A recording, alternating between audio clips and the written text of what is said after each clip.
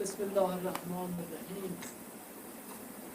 با عرض سلام و ادب و احترام به محضر یکایک عزاداران حسینی در سرتاسر عالم پهناور و با عرض ارادت ویژه به حضار این مجلس با صفا، تعداد کم و کیفیت بالا، اعضای حاضر در فضای مجازی، با سپاس ویژه از حضرت آقای دکتر ربانی رایزن محترم فرهنگی ایران در دهلی نو که مثل هر شب با این سوز خالصانه دعای زیارت عاشورا رو برای ما خواندن.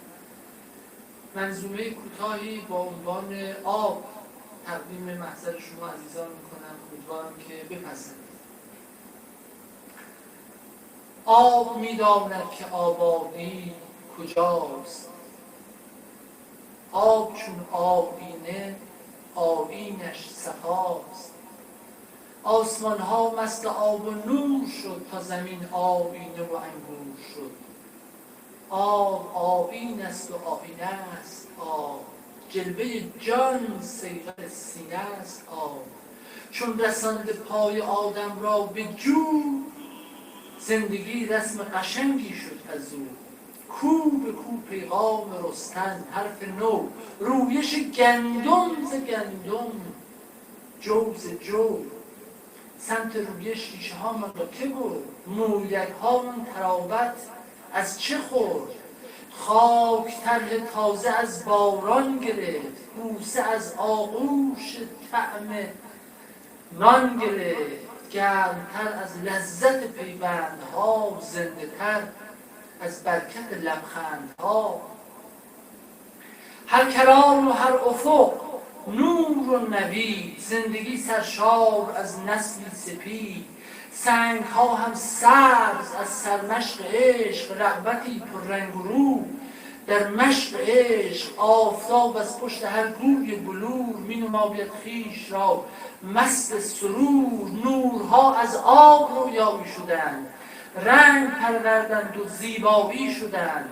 هر مسیری از طلوع آب شاد، خانه‌ات ای روشنی آباد باد. نور در چشمان ما از مهر توست، لذت دیدارها در چهر توست. دست بر هر خشک چوبی می نهی، رونق رنگین کمانی می دهی. قطرهایت نطفه گوهر شده، زندگانی از تو بارآور شده. قدرت بازویت از لطف لطیف، عشق در آغوش تو جوید حریف. با زبان نرم موسیقای تو، باز شد سمت سفر پرهای تو. آسمان ها را پر از برکت کنی، چون از اقیانوس ها حرکت کنی. کان و گوهر منتظر بر مقدمت، منتظرتر از همه خود آدمت.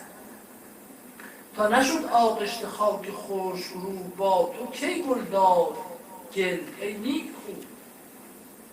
تا نشد دست تو اش مشکل گشا، محفل رنگین کمان کی شد به پا. جویباران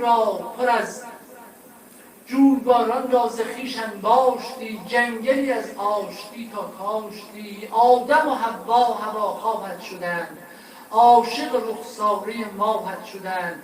سیب را چیدند چون پر آب بود، و از حضورت خرم و پرتاب بود.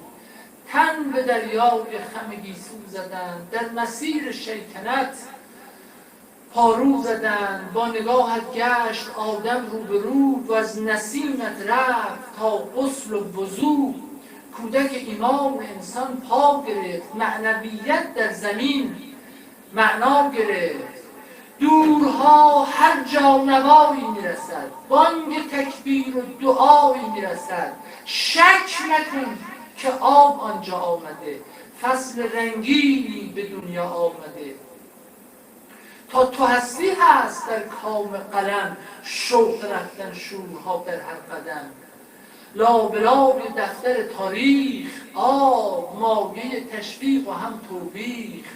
آب این یکی را غرقه دریا کنند وان دیگر را باغ خوش سیما دهند. بهترین آمیزه ایمان شده، مهر زهرای بتول از آن شده.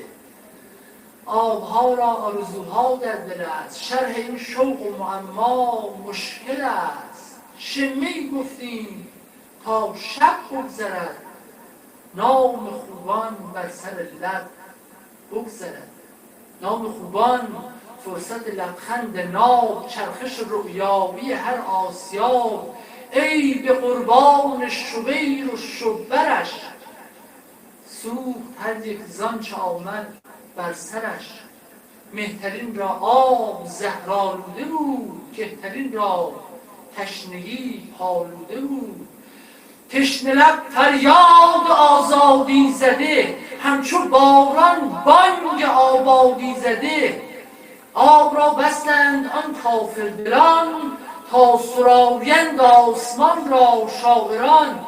گشت 72 سیلاب مبین، جاری و زد موج اقیانوس دین.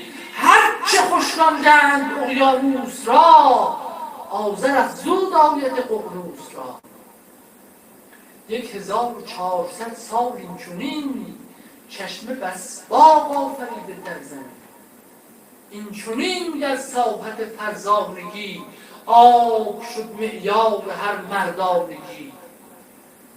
آفرین بر سیرت سقای عشق، آبروی و عزت و مولای عشق. پور حیدر شیر هیجا مرد دین، شیر مرد زاده ام البنین.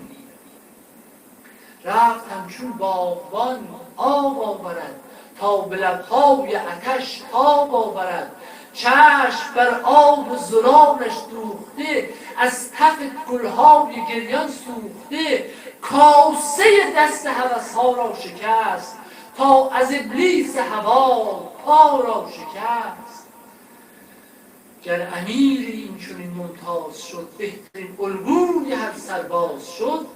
چون که از کف آب افکند و گذشت، این چنین از آبرو لبریز گشت. یاد باید پیشوای روز را، آن مهین فرزانه پیروز را. صبح هر آدینه عاشق پیشگان، آب بر رخ میزنند از سوز جان. باغ جان را آبیاری میکنند، رودها از دیده جاری میکنند.